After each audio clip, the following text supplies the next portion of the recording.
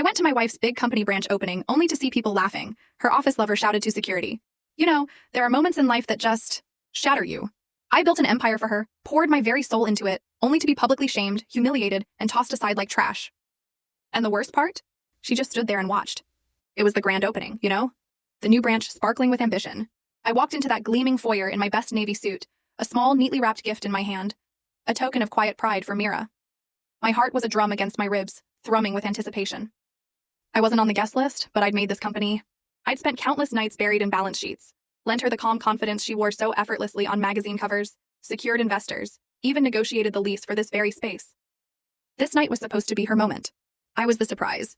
But the moment I crossed that threshold, the music in the hall stuttered and died, as if every note had been sucked out of the air. A sudden hush fell over the elegant crowd. And then, laughter. It exploded, sharp and cruel, like shattering glass.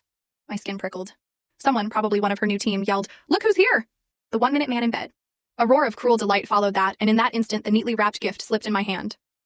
I caught it before the paper tore, but the tremor in my fingers spread up my arms, through my elbows and knees. I froze, feeling the blood drain from my face. Mira. She stood at the head of the ballroom, framed by a backdrop emblazoned with her name and the company logo. Her gaze flicked to me, just for a second.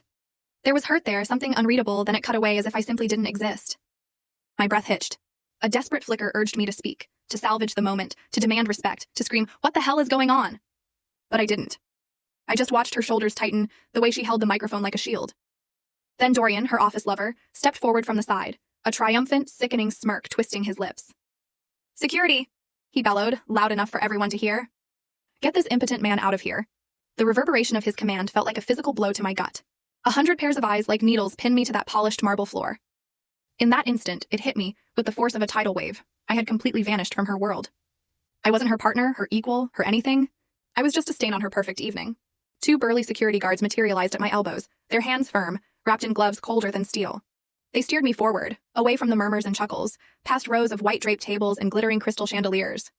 Every single step took me further from the man I had been, the quiet keeper of spreadsheets, the midnight coffee confidant, the one who built office systems while she cultivated her personal brand.